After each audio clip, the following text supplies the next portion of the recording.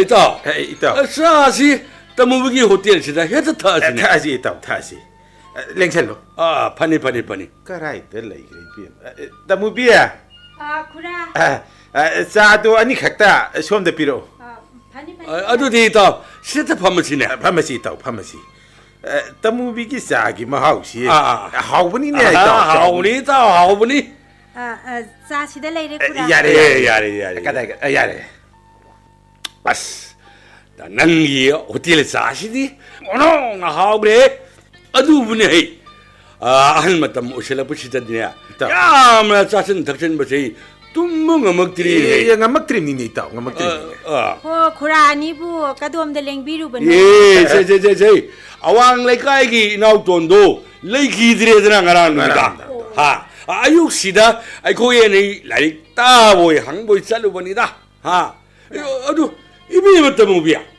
hau직 간기나 하루 싱세 어도 나이나 기드레 어도 나 누시기드레 헤이 하이마 까이도라 수로 기시다 우콩와 콩시드냐 만나라 모바일 맘 티라드라 하 뭐이 와리도 보이다 따바 야바니 강디 야담니 강디 하 노케다 마야 이 이거라드라 하 알라마 라이까지 우비 보는데 있다무비야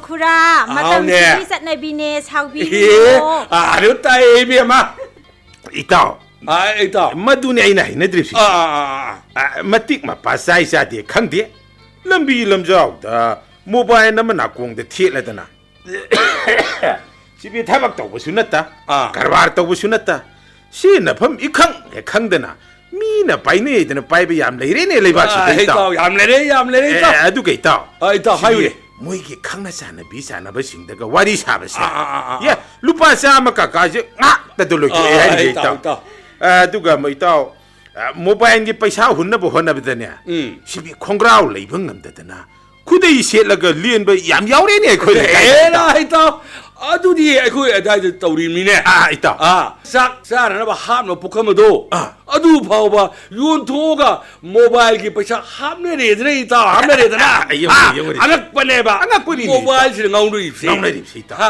mobile pairab di apik pa angang phawba ne hello hare magana urak ro kita chenjin ni urak warak ta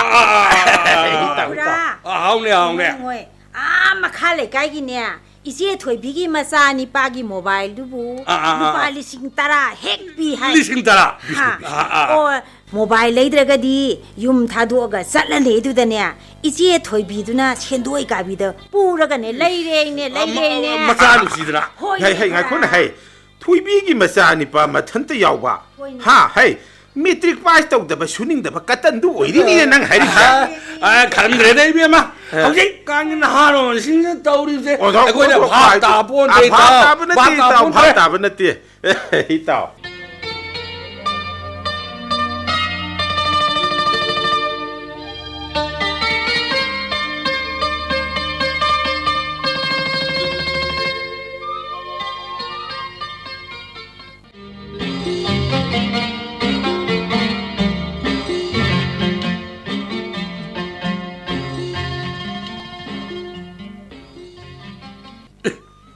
인고는 시디 로이 디엠자니드나 마시디 아무것도 샘는 기계 꾸이리다 이사 이보 저보가 모야이가 임팔로 토럭기다봐 싸우란마니 이수싱가도 로이나마 알로 실락라바 하이스쿨기 오자 오이란마디기 펜신 살라바 간시다디 라헤닝이 이수싱 이사싱 이무싱 로이나마 이름시다 할로이랍니다. 보타바 밤이나세. 누시르바 이슈싱은 마또 예응나 보타닝에 보. 오, 모이 바바. 모이 바바. 하우. 그리 하이게야. 통간다네. 노파마나 비람바니. 지티시가 보시가. 지티시디 무슨 지티니나. 하. 모이 바바. 아무것도 바비로. 이사하기 마파우도 따닝만을 랑떡나래. 뭉시라바 이마 바바니부 나차나 쿠름저리 이마수 바바수 아나에 야우데드나 나사수 아나에 야우즈디 इमा बाबागा वारी सानदब कुइख्रे लमदम तामा लेहवा इमा बाबाबु नचाना तोइना निंगसिंग अदुबु सुति फंगदबना लाप ngamdre अदो इमा बाबागा वारी साननबा पाउ फाउननबा मोबाइल अमा नचाना थाजखिबनि मोबाइल नखोइगी नचा इबोचो 하이 마마 복숭도 항도 복숭 항도 아이마 마시디 모바일 폰인 해 모이 바바 시디 가만 때문에 강대보 예. 나한테 아이디 아무것도 시지는 못했대 모이 바바 아, 네. anga 바바 로이나 하이나라바니 아이보 하우식보 레봉 판바 안항식이 말때 야우더라 하 모바일 땀마 다리네 모이 바바 땀바 따레도나 왜네 마마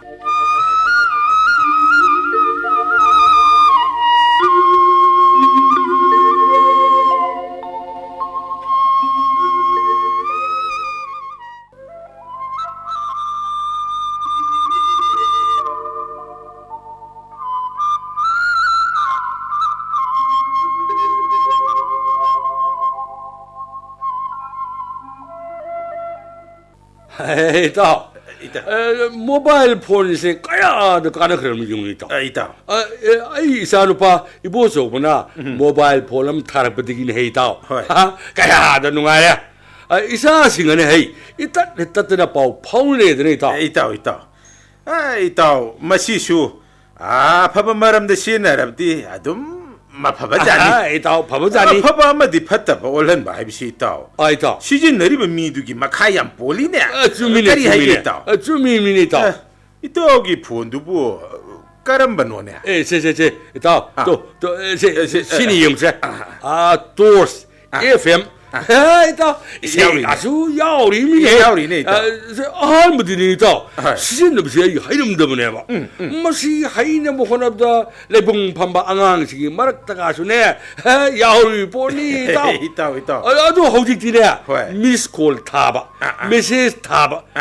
반어부 누가리니 뭐시소. 파리네 있다. 있다. 누가이래. 안강신가 와리 사나나봐 푸어 나마 타락버시 있다. 두 있다. 안강신디 아다 좀 레이래. 회다. 세나이다 좀 레이래. 이보 소문나네. 있다. 콤피니. 누가 뭐야네 네비니. 시다. 이모션 이슈싱도 아다 좀 레이 그러봐. 왜네 있다. 거의 무슨에 아다 좀 레이시 마하이바니 오모이디. 이자싱나. 호이. 아도다 빅링이 되기 레렉바 뽕노팜 하우로팜 하이버세 헷 타동다버니 쯤미미네 있다. 쯤미미네. 거의 마마소바 하이네루에는 헷 따야데. 뭐이네디네 사오라보니 마마바 회니스보네. 있다.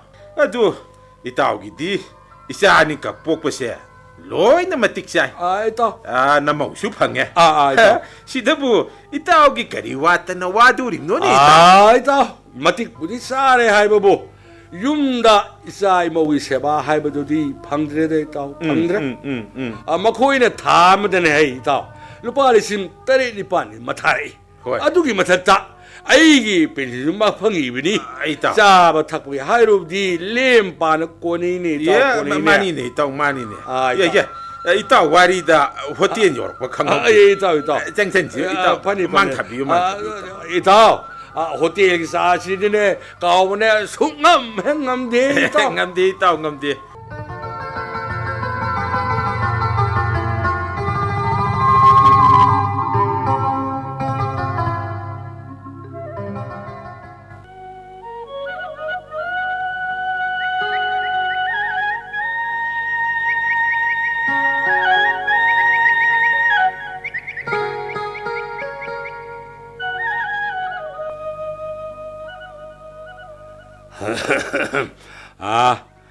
SMS 타버주 하이래 고링 더버주 하이래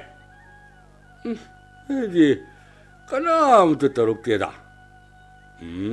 폰시 아니면도 합기바 पैसा기 मतमसु लोसेलकदौरे इसा इशुसिनसु मथौसिनबनिना पा हेक तौरक्तेनसे आइना तौगदबसु इकाय पामुइदा तहौदना पैसासिंगसे लोसिंगदबसे मरुबसिंगदा तौगदबसु मरुबसिंगदी फोन पाइदे फरक आबेत ताए 예.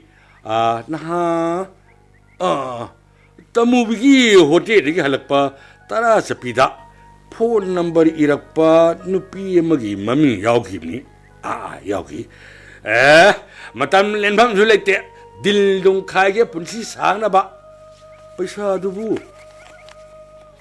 करिया अछरी यावगिनिया ओ यारे कांचीपुर तोइजम आशा सही कुनमरी फोन नंबर से यावरे मसी तौरगु येंगे फोन नंबर दुबु 986269573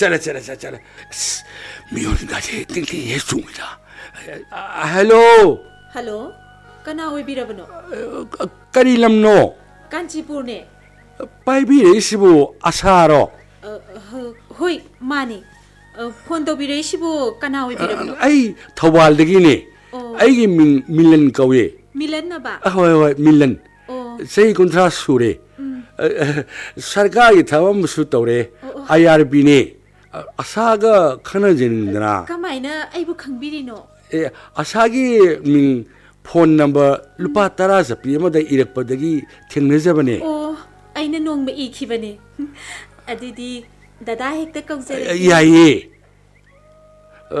आशा नोम कोइथोरके खंगनसे होय कोइथोबिरो खंगनसे लई मलागे मसिदे थमौरके आशा अखोई सार लाए थमगे हनी दुकाने न तौरिसिने तांखिबसिना मुक्तोइबा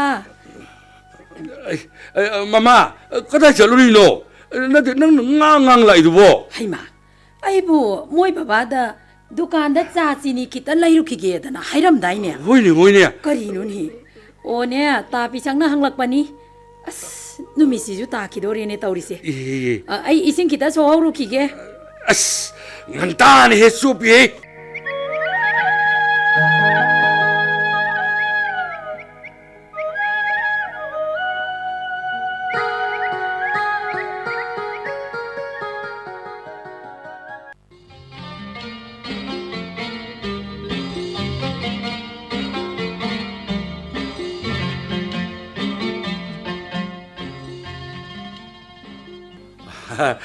이따 사 탁보시디 눈띠기 토롱니 이따 사 탁보기 남아다 머릅 마빵 하 아코이 매암 우나드나 와리 유타이 사바시수 이따 파나 마능와이버니다 नुंगाइरिमिने ताउ नुंगाइरिमिने 이따 ꯆꯥꯒꯤ ꯋꯥꯗꯤ ꯏꯇꯥꯎ ꯌꯨꯝꯗꯁꯨ ꯏꯃꯧꯁꯤꯡꯅ ꯃꯂꯣꯜꯂꯤ ꯍꯣꯏꯅꯦ ꯑꯗꯨꯕꯨ ꯃꯇꯝꯁꯤ ꯍꯦꯛ ꯌꯧꯕꯒ ꯏꯇꯥꯎ ꯍꯣꯇꯦꯜꯁꯦ ꯍꯦꯛꯇ ꯆꯠꯅꯤꯡꯉꯛꯄ ꯆꯨꯝꯃꯤꯅꯤ ꯏꯇꯥꯎ ꯏꯇꯥꯎ ꯑꯃꯨꯛꯇ ꯉꯥꯏꯕꯤꯈꯣꯀꯣ ꯑꯩ ꯔꯤꯆꯥꯔꯖ ꯈꯤꯇ ꯂꯩꯈꯤꯒꯦ ꯐꯅꯤ ꯏꯇꯥꯎ 이봉아 제 리사르 루파야 그이래 비로 또 시럽 살 레레 세 솜다 레레 이봉아 솜다 레레 이따 시비 이따 까나가 와리 사나도리노나 헤라 이따 제나 아이들 레이키바 이슈신가 와리 사나도니드나 이슈 누파 한도 이따 세이 따라이 토롬 수레 누피드나 마빨롬 수레 이따 마삭티 우나드레다 이슈싱아도 폰도 와리 사는 시망아이레네 수티 방제드레 이따 아니 머니푸르 토록더비시니 파나 꾸이기리니 이따 마기 마타우네 야데드나 마타우리 수티 펑바 간다 마락세니드나 이따 아두 한덕시부 이따 wak장 감다버나라 누미당 와이럼 까까지 호텔인데가 판바이 톡 톨럭히드 아하 가이수 따우데이다 인콘 성문도 하나 세빈 사진 모두다 토록더버니 데이다 이따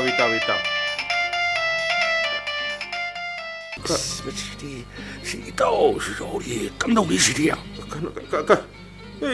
까나기 폰을 이따 슈누바나 미스콜 사나라 버린다 사나라 그런 보니 뭐지죠 메시지 올락실리는세 타라 크라포니다 콤피니기 메시지시나 컴퍼니. 이세이 칸비유 프리니 아루베드나니다 미닛 아마다 루파 망아따로 헥타 바야 पैसा도 पैसा도 이따 이따 와리 사사 여우드나 아이 юм도 마요레도 아도 이따 쌍하오르기네 파니 이따 파니 파니 또 이따 누미당 와이람도 카라카라 거의 톡비로 거 이따 파니 락자게 이따 이따 메시지 그리노 얘기게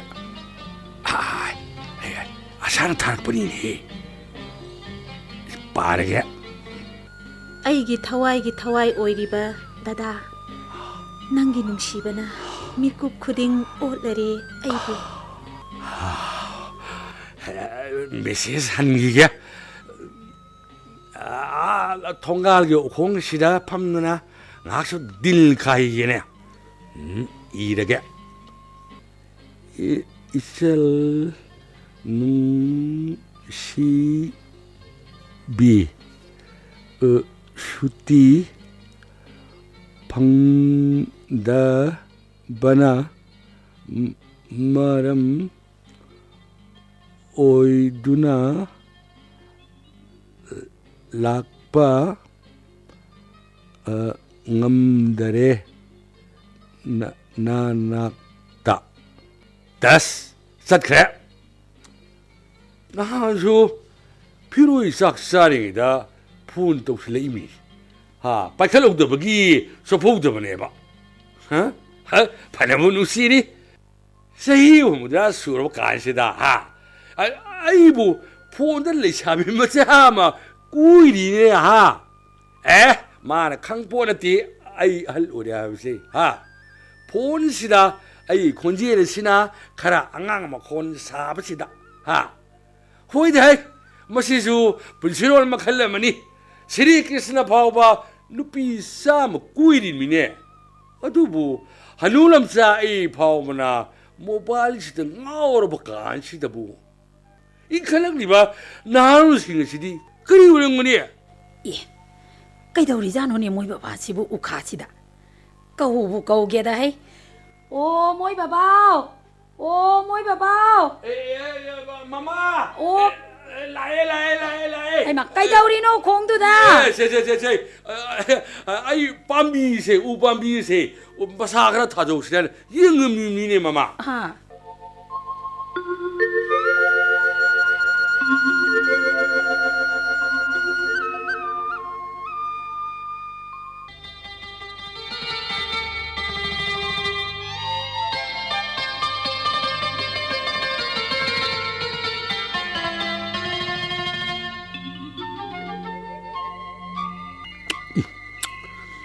아오예 마마 싹도 가지다 하고 해 ꯍꯣꯏ ꯍꯣꯏ ꯍꯣꯏ 수건호 나 하고 해 마마는 나 도망가 지금 시리 아이 마담 누노 나 하고 그래 봐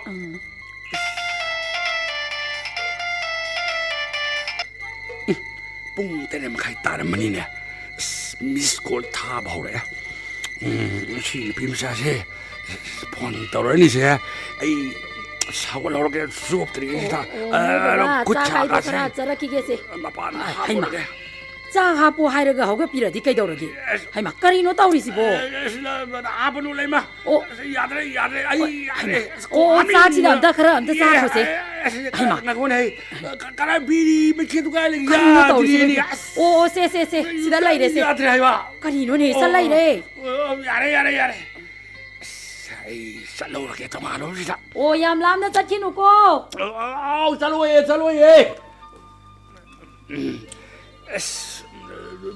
비리 맛있도 딱이다.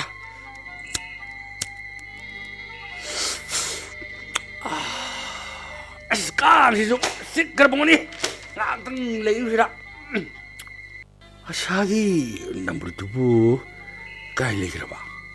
오, 설레리. 골든 도게. 비지 요이. 까나 우리 저리저리. 무시 아무것도 없는 게. 오, 잘해. हेलो 할로. दादा चाक चारबो 쌀이. ꯀꯔꯤ ꯌꯦꯟꯖꯥꯡ ꯆꯥꯔꯒꯦ? ꯀꯥꯡꯉꯧ ꯏꯔꯣꯟꯕ ꯃꯊꯦꯜ ꯑꯅꯤ ꯆꯥꯏꯌꯦ ꯑꯁ ꯌꯥꯝ ꯍꯥꯎꯗꯧ ꯃꯥꯜꯂꯤꯀꯣ.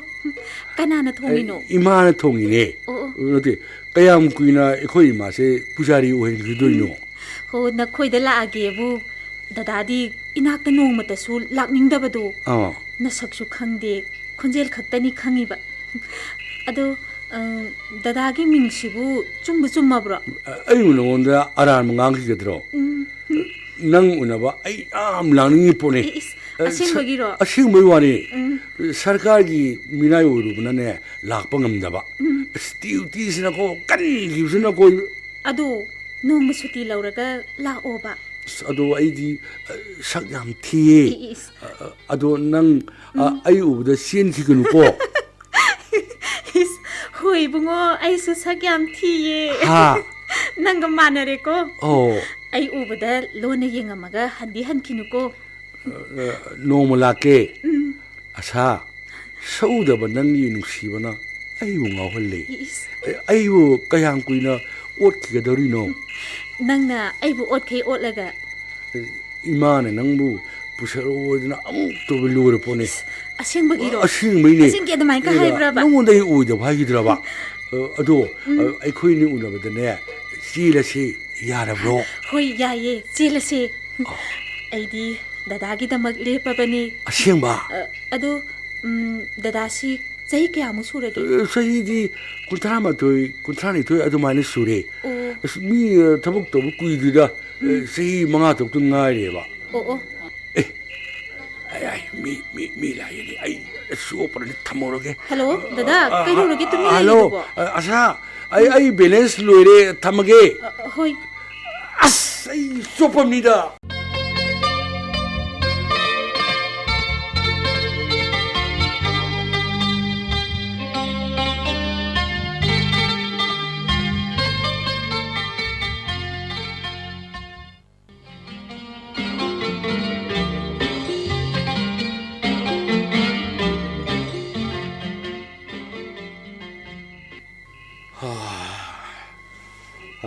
ꯃꯃꯥ ꯃꯣꯏ ꯕꯕꯥ ꯇꯨꯝꯃꯒꯦ. ꯀꯥꯡꯈꯜꯒꯥꯁꯦ ꯂꯣꯏꯅ ꯊꯥꯔꯕꯅꯤꯁꯦ ꯃꯣꯏ ꯕꯕꯥ. ꯌꯥꯔꯦ.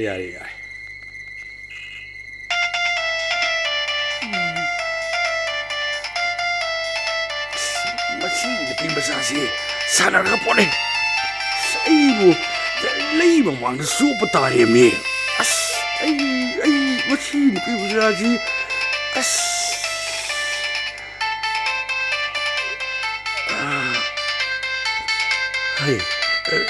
ꯂꯩ ꯃꯇꯥꯡꯗ ꯑꯁ ꯑꯩ ꯇꯧꯗ ꯀꯩꯅꯣ ꯃꯁꯤ ꯅꯨꯄꯤ ꯃꯆꯥꯁꯤꯕꯨ.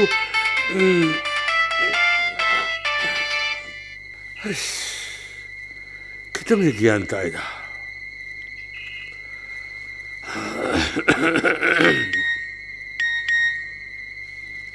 मेसेज थारी मसीदी स्विच ऑफ थमगे मेसेज होरेन लई मतुमरगा मतमदा तब तुमिन थन येंगे मोय बाबागी मोबाइल फोन सिदीने अतैगा मानदे अहिंसु कैसु अमुक तोइबा खों खरे इमाइ पेमा मा कंपनी की मेसेज ने अस तौरखर पोने फोन गासिसु पैसा लौथोक्तबि हा इसै खल्लु मेसेज थानसि फ्री नि इस अदुगा मिनिट अमदा रुपा मंगा तरु हेक्ता अरोइबा पेबा मोय बाबा हाउने हौजिकान योंचाक पाम्बी मयाम अमा कंगलिबसिबु नोइगी मोबाइल फोन असि थोलकपदगिने हेदना हाइरिसिबु चुमजालो सिबो लैमा मसि हाइदी हाइनै चुमरा लामरदि खंगदेदा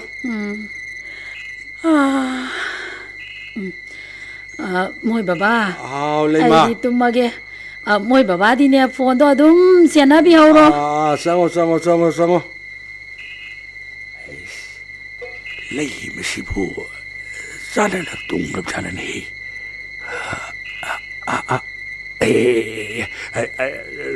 तुमने तुंगरा माने ही ngасai misis du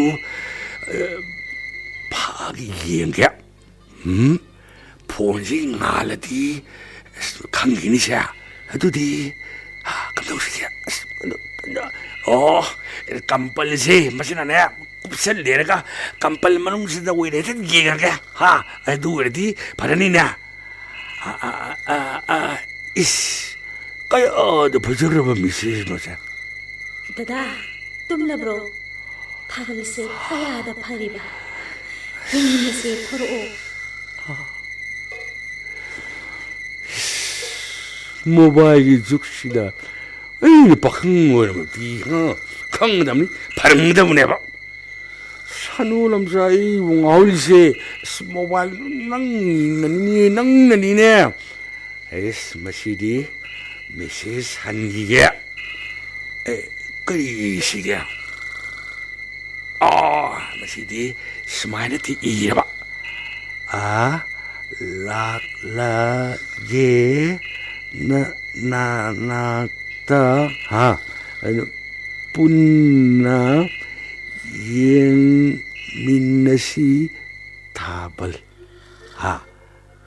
es target sakit suy op torge tumge lima khangdi pakti tarni se anulam sai se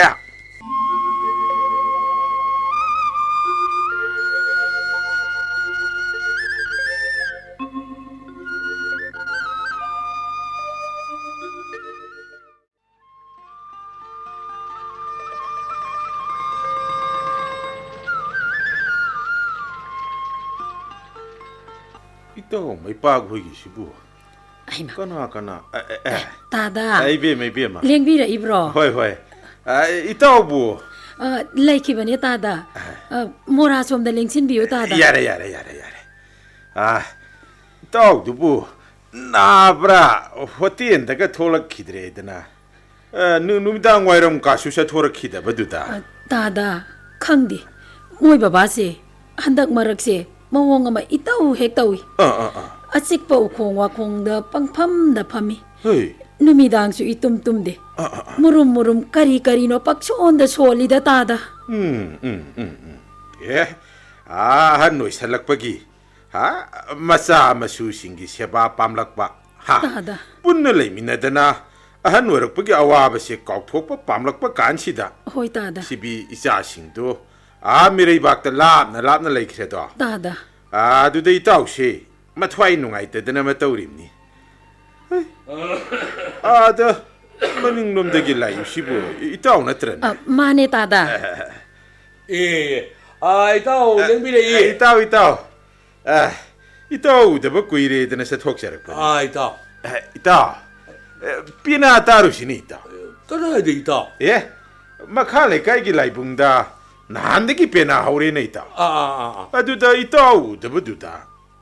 Nabayak pa kay yaw sa itaw duboy dun hanglugi dana sa thok sarak ni itaw. itaw handak se isa karagang ngamdabuda sa thok trabni itaw kara sumakoy tholo una. Sibi ahanwar bay koy di yumda sum laybase. Nausuna ba ni ne itaw? sumi nausuna ba ni ne? Dudi itaw ay piyong to honglugi Fani itaw hongbiyo. Tada koy ne kara koy thok tu na moi baba se kara amuk ta hobiyu tada. Ay biyam. Masi da ungna na sum laiba se ay su yamna nungay jade. Isa singda su pao haija kare. Isu makai sahi gi paikha loirabadi thoklo o haidana. Pare ne biyam pare ne. Dudi itaw lengasi ne? Itaw lengasi. Adidi ay biyam ay koy amo. Pani tada. Pare.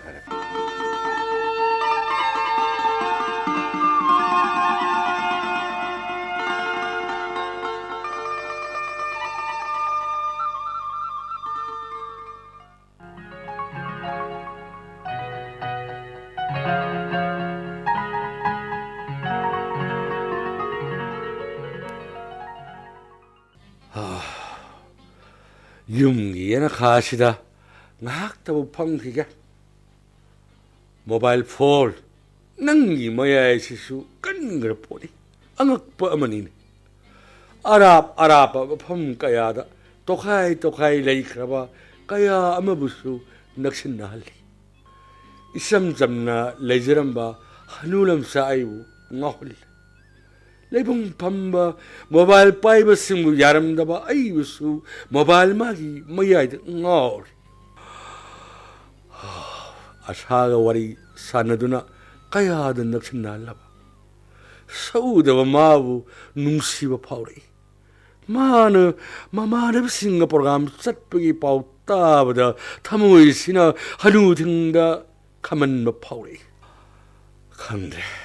ꯈꯪꯗ꯭ꯔꯦ ꯑꯩꯅ ꯇꯧꯒꯗꯕꯁꯦ ꯃꯤꯀꯨꯞ ꯑꯃꯠꯇꯁꯨ ꯂꯩꯇꯥꯍꯟꯗ꯭ꯔꯦ ꯅꯣꯡꯃꯗ ꯐꯣꯟꯁꯦ ꯑꯃꯨꯛ ꯑꯅꯤꯔꯛ ꯇꯧꯍꯧꯗ꯭ꯔꯕ message ꯊꯥꯍꯧꯗ꯭ꯔꯕ ꯇꯨꯝꯕ ꯌꯥꯗ꯭ꯔꯦ mobile phone ꯅꯪꯅ ꯑꯩꯒꯤ ꯆꯍꯤꯒ ꯆꯥꯟꯅꯗꯕ ꯑꯇꯣꯞꯄꯅ ꯇꯥꯕꯗ ꯍꯪꯒꯣꯏꯒꯗꯕ ꯑꯩꯒꯤ ꯂꯝꯆꯠ ꯁꯥꯖꯠꯇ ꯑꯍꯣꯡꯕ ꯂꯥꯛꯍꯜꯂꯦ ꯃꯁꯤ ꯐꯠꯇꯦ ꯈꯪꯂꯕꯁꯨ ꯊꯥꯗꯣꯛꯄ ꯉꯝꯂꯛꯇ꯭ꯔꯦ ꯃꯁꯤꯁꯨ ꯅꯤꯁꯥ ꯃꯈꯜ ꯑꯃꯅꯤ ꯍꯅꯨ ꯂꯝꯆꯥꯏ ꯐꯥꯎꯕ ꯑꯁꯨꯛ ꯉꯥꯎꯔꯕꯁꯤꯅꯗꯤ ꯏꯟꯈꯠꯂꯛꯂꯤꯕ ꯅꯍꯥꯔꯣꯟꯁꯤꯡꯅꯗꯤ ꯀꯝꯗꯧꯔꯝꯒꯅꯤ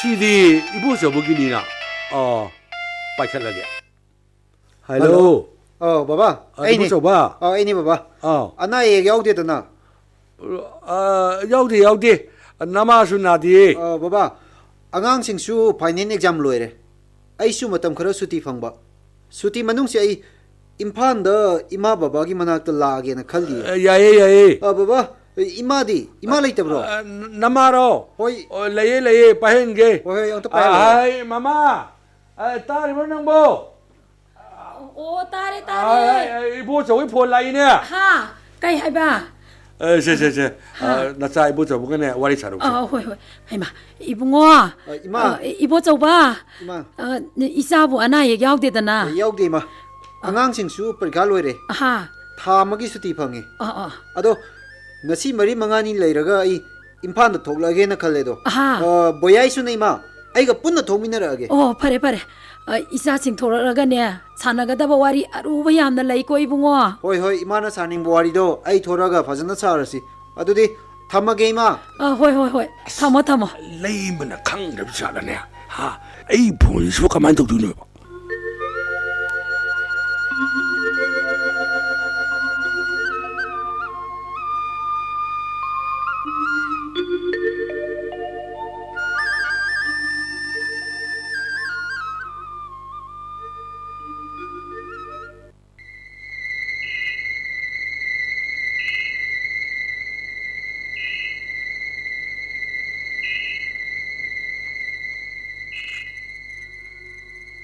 타벌리세 까야다 퍼져라봐 웅링다 랑떡나봐 쾌랑과 파우리 홍식시부 에이보 암칸나 나하와요 야랍디 까야다 농아이가다봐 아사 năng 에이보 락데 하이바 에이 세이 마땅 아시다 낭온다 웃나봐 통나 에이온다 레이티 낭이나 삭세 amtang yeng badi pami phong na yeng manattrabasu lot hanulam sa ai na nangbu nung silo base kai na mai sak phangau batari moi baba asuk thieng laba phawba mapan sida kaidau biri bano mama ai di makeup ama bu tum lure makeup tholak padu da thong yang he hangdok tana leiba du da tholak libani nati moi baba 나사도봉 감들어버라이바 마치 쿠딩기 웅웅드나 레이리시보 나사칭수 톨락라니 나사나수싱가 농아이나 레이비로 마마 샤세 올랑 온사오나 버두다 항식 랑엄마니 세세 난 tumro ai nak leraga sangage sangase imungda matamnaga matam phattabane ibo chawba laklagane afaba doctor ama tanaraga yengthoase hoi mama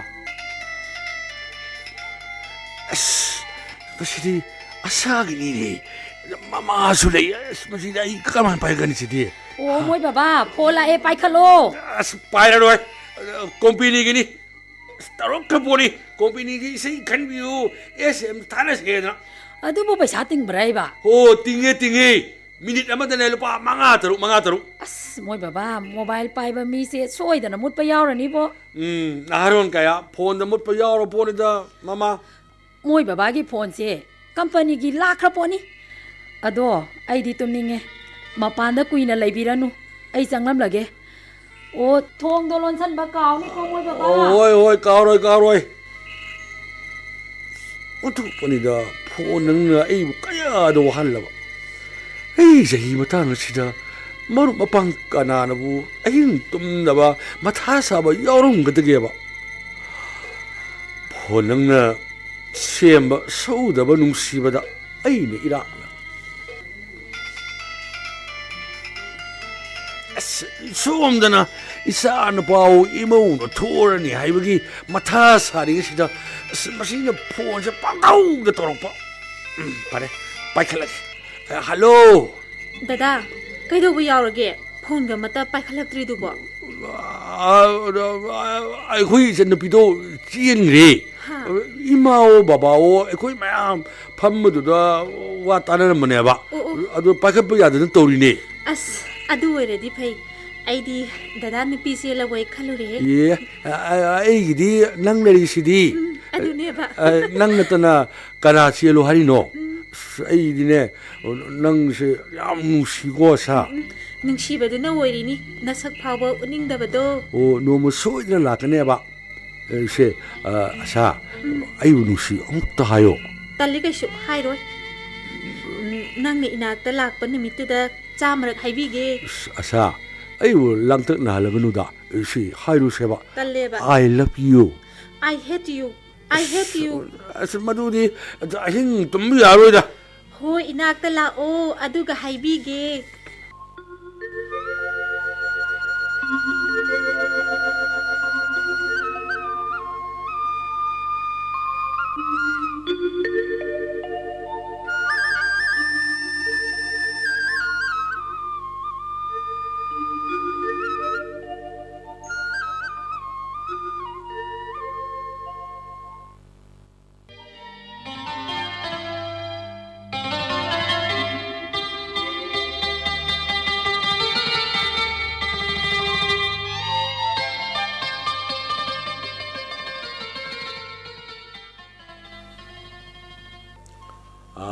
ꯇꯃꯣꯕꯤ ꯈꯨꯔꯥ ꯆꯥ glass ꯑꯅꯤꯗ ꯄꯤꯔꯛꯑꯣ ꯍꯩ ꯌꯥꯅꯤ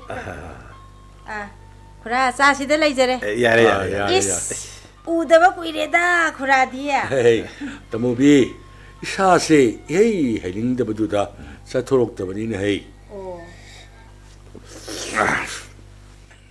ꯏꯇꯥꯎ ꯈꯣꯏ ꯃꯌꯥꯝ ꯄꯥꯎ ꯐꯥꯎꯅꯅꯕ phone ꯑꯃ ꯑꯩꯒꯤꯁꯨ ꯂꯩ ꯇꯥꯔꯤꯌꯦ ꯏꯇꯥꯎ ꯍꯅꯨꯕ ꯑꯩꯈꯣꯏꯒꯤꯁꯨ ꯄꯦꯅꯥ ꯇꯥꯕ ꯎꯁꯣꯞ ꯃꯦꯂꯥ ꯆꯠꯄꯗ ꯍꯧꯅꯅꯕ ꯀꯌꯥꯒ ꯄꯤꯒꯦꯅꯦ ꯏꯇꯥꯎꯒꯤ ꯐꯣꯟꯁꯤꯕꯣ ꯂꯩꯔꯨꯗ ꯏꯇꯥꯎ ꯐꯣꯟ ꯄꯥꯏꯕꯁꯤ ꯃꯊꯥ ꯌꯥꯝ ꯁꯥꯕꯅꯦꯕ ꯀꯩꯗꯧꯔꯒꯦꯅꯦ ꯏꯇꯥꯎ ꯈꯨꯝꯗ꯭ꯔꯒꯦ ꯀꯩꯗꯧꯕ ꯏꯇꯥꯎ ꯀꯥꯟꯅꯗꯕ꯭ꯔꯅꯦ ꯏꯇꯥꯎ ꯃꯣꯕꯥꯏꯜꯁꯤꯕꯣ ꯏꯇꯥꯎ ꯑꯐꯕ ꯃꯔꯝꯒꯤꯗꯤ ꯑꯐꯕ ꯖꯥꯠꯅꯤꯗ ꯑꯗꯨ ꯄꯩꯁꯥꯗꯤꯅꯦ ꯇꯨꯡꯁꯟꯕ ꯉꯝꯕꯣ ꯅꯠꯇꯦ ꯏꯇꯥꯎ ꯍꯣꯏꯅꯦ ꯏꯇꯥꯎ ꯁꯦꯟ ꯊꯣꯛꯇꯕ ꯍꯅꯨꯕ ꯑꯩꯈꯣꯏꯗꯗꯤ ꯃꯗꯨꯁꯨ ꯑꯔꯨꯕ ꯑꯃꯅꯤ ꯃꯥꯅꯤ ꯏꯇꯥꯎ ꯑꯉꯥꯡꯁꯤꯡ ꯊꯣꯛꯂꯛꯂꯅꯤ ꯍꯥꯏꯕꯗꯨꯕꯨ ꯀꯩꯗꯧꯉꯩꯅꯣꯅꯦ ꯏꯇꯥꯎ ꯏꯇꯥꯎ ꯍꯌꯦꯡꯅꯤ ꯑꯗꯨꯗꯤ ꯏꯇꯥꯎ ꯂꯦꯡꯉꯁꯤꯅꯦ 이베마 따무비 ꯅꯪ ꯆꯥꯏ ꯄꯩꯁꯥ ꯁꯤꯗ ꯂꯩꯔꯦꯁꯦ ꯏꯇꯥꯎ ꯅꯨꯡꯉꯥꯏꯔꯦꯗ ꯏꯆꯥꯁꯤꯡ ꯊꯣꯛꯂꯛꯑꯅꯤ ꯍꯥꯏꯔꯤꯁꯤꯗꯤ ꯏꯇꯥꯎ ꯑꯩꯁꯨ ꯁꯣꯝꯗ ꯏꯆꯥꯁꯤꯡ ꯊꯣꯛꯂꯛꯑꯅꯤ ꯍꯥꯏꯁꯤꯗꯀꯣ ꯃꯊꯥꯁꯦ ꯍꯦꯟꯅ ꯁꯥꯔꯅꯤ ꯏꯇꯥꯎ ꯀꯩꯗꯧꯔꯒꯦꯅꯦ ꯏꯇꯥꯎ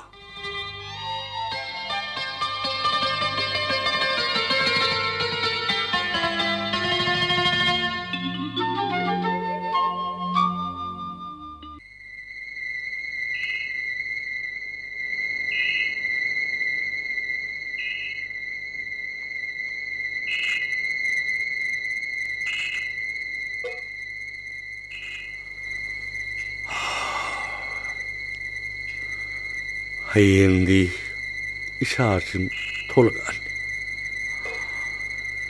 ꯑꯁꯨꯛ ꯀꯨꯏꯅ ꯎꯔꯛꯇ꯭ꯔꯕ ꯃꯈꯣꯏꯕꯨ ꯎꯅꯔꯒꯅꯤ ꯍꯥꯏꯔꯒ ꯍꯔꯥꯎꯕꯒꯤ ꯃꯍꯨꯠꯇ ꯑꯩꯅ ꯀꯞꯅꯤꯡꯂꯤꯕ ꯊꯃꯣꯏꯗ ꯑꯋꯥꯕ ꯐꯥꯎꯔꯤꯕ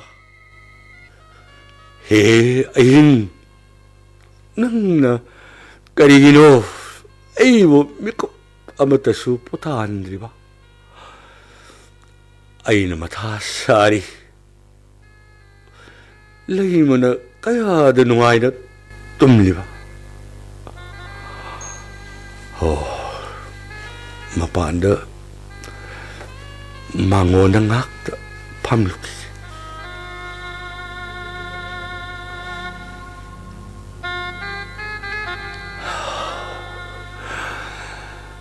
ꯊꯥꯕꯜꯅ ꯃꯔꯣꯜ ꯑꯃ ꯐꯔꯤꯕ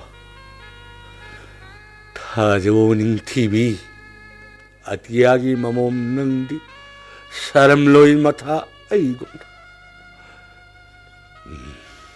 ꯈꯨꯗꯤꯡꯃꯛꯁꯤ ꯃꯣꯕꯥꯏꯜ ꯐꯣꯟ ꯅꯪꯅꯕ ꯄꯤꯕ ꯆꯩꯊꯦꯡ ꯍꯅꯨ ꯂꯝꯆꯥ ꯑꯩꯕꯨꯁꯨ ꯌꯥꯎꯍꯜꯂꯤ ꯉꯥꯏꯅꯍꯜꯂꯤ ꯅꯪꯅ ꯑꯩꯒꯤ ꯂꯝꯆꯠ ꯁꯥꯖꯠ ꯏꯃꯥꯟꯅꯕꯁꯤꯡꯅ ꯑꯩꯕꯨ ꯆꯤꯡꯅꯔꯤ ꯑꯩꯕꯨ ꯑꯉꯥꯎꯕꯒꯨꯝ ꯈꯜꯂꯤ ꯑꯩꯒꯤ ꯅꯨꯄꯤꯅ ꯑꯩꯅ ꯇꯧꯔꯤꯕ ꯃꯌꯥꯝ ꯑꯁꯤ ꯈꯪꯂꯀꯥꯟꯗ ꯀꯝꯗꯧꯕ ꯃꯊꯣꯡ ꯍꯨꯛꯇꯕ ꯍꯅꯨ ꯂꯝꯆꯥ ꯑꯩꯕꯨ ꯀꯔꯤꯅꯤ ꯈꯟꯈꯤꯒꯅꯤ ꯑꯩ ꯆꯍꯤ ꯃꯇꯥꯡ ꯑꯁꯤꯗ ꯏꯆꯥꯒꯨꯝꯕꯤ ꯑꯃꯕꯨ ꯅꯍꯥ ꯁꯥꯗꯨꯅ ꯀꯣꯏꯔꯤ ꯍꯥꯏꯕꯁꯤ ꯄꯥꯎ ꯇꯥꯔꯛꯄꯗ ꯏꯆꯥꯁꯤꯡꯅ ꯃꯃꯥꯅ ꯁꯃꯥꯖꯅ ꯑꯩꯕꯨ ꯇꯨꯀꯠꯆꯔꯛꯀꯅꯤ ꯏꯟꯊꯣꯔꯛꯀꯅꯤ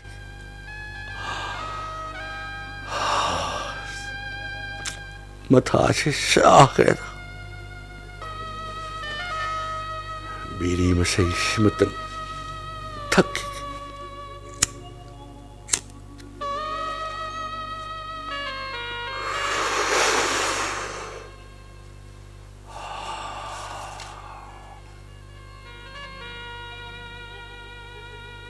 하이독터스라 아이고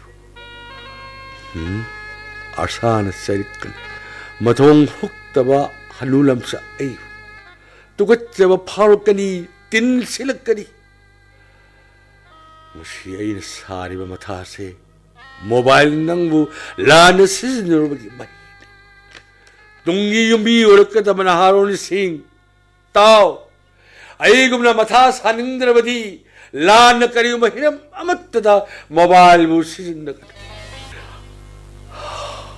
에이 우리 거도니 에이 우리 거도니 아사다 하이독나로 까나무따다 하이독나로 심세 심세 마이 타 심지 마이 타 그러게 사마즈나 이부 인톡 비렇게다 보기 싫어 로이 크리스노 까라 캉다 하누남사 이기 와리세